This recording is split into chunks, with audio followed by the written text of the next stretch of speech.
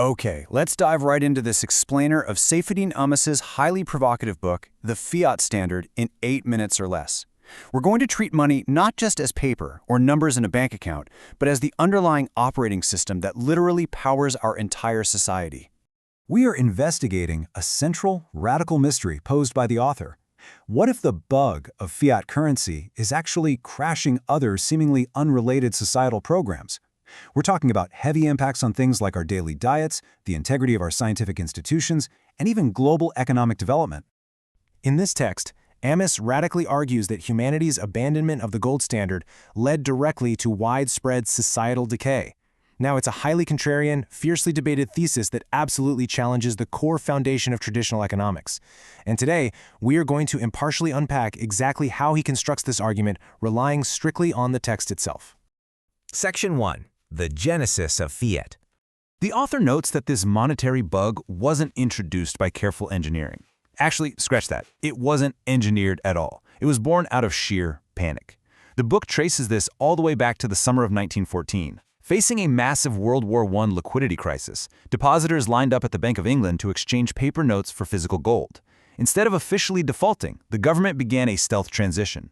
By 1915, they asked the public to use paper notes out of patriotism, and by 1919, exporting gold was explicitly prohibited. Fast forward decades later to 1971, the US followed suit and completely closed its gold window. The text argues this 1914 crisis established a permanent blueprint for global sovereign defaults, fundamentally changing our relationship with money.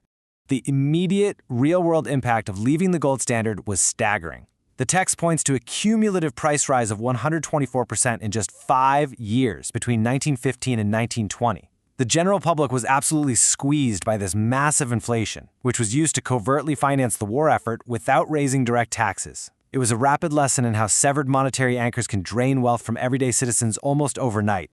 So what does fiat actually mean? It's Latin for let it be done, a decree. The author posits that a fiat system forces citizens to rely on a currency whose value is dictated entirely by political authority. It essentially substitutes free market judgment with a government mandate, stripping away the natural limits on money creation and setting the stage for unconstrained, limitless spending by those in power. Section 2. How fiat mining works. The book frames modern money creation not just as printing money, but as a deeply flawed technological system. Ammous draws a sharp contrast here to illustrate his point. On one side is Bitcoin's strict engineering, requiring physical energy and an automatic difficulty adjustment, like a self-correcting code, to ensure new supply is actually earned through verifiable work. On the other side is what Ammous terms fiat mining. He argues this is an erratic, unconstrained system where new money is created out of thin air every single time financial institutions issue new credit and debt. According to the author, this constant credit expansion systematically destroys the value of savings over time. Because the currency continuously loses its purchasing power, it heavily incentivizes everyone to borrow rather than save.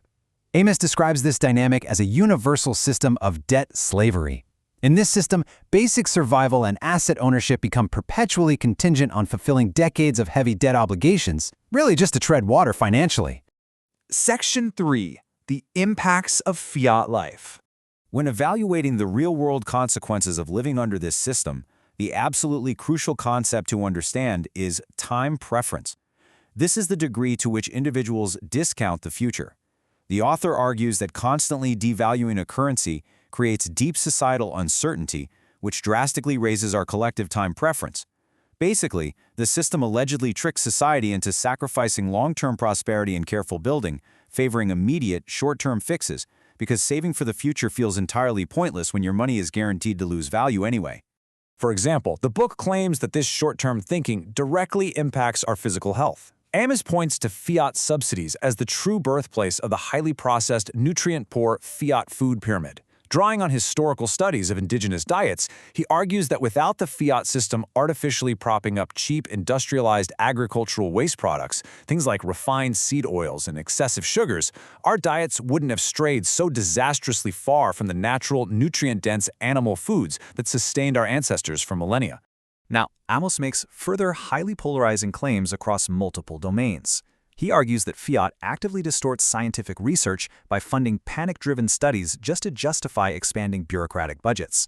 The text claims it promotes hysterical climate alarmism, subsidizes unreliable pre-industrial energy like wind and solar over reliable hydrocarbons, and massively funds international bodies like the IMF, which he controversially labels the misery industry for trapping developing nations in perpetual unpayable debt.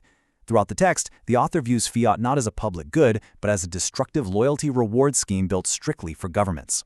Section 4. Bitcoin, the fiat liquidator. If fiat is the buggy operating system causing all these societal crashes, the author presents a final, provocative software patch. But to understand this patch, we must first understand why fiat conquered gold in the first place. Gold has incredible salability across time. It securely holds its value for centuries. But fiat is far easier to transport across space. It's highly saleable globally through digital banking networks, even though it leaks value over time. Ultimately, fiat's victory over gold was simply a matter of geographic convenience and ease of settlement.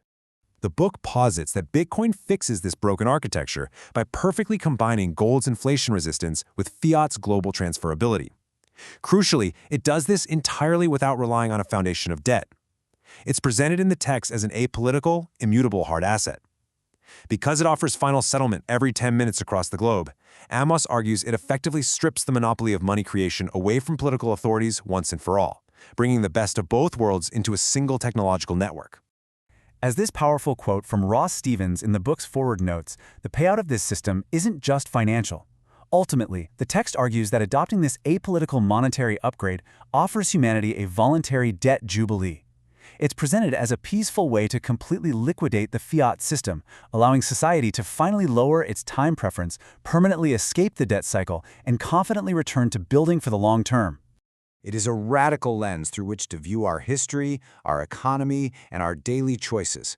Which leaves us with the ultimate question. Is a crash of the fiat operating system inevitable, or is Bitcoin just a temporary glitch in the financial matrix? If you enjoyed this, subscribe to In 8 Minutes and never miss what matters.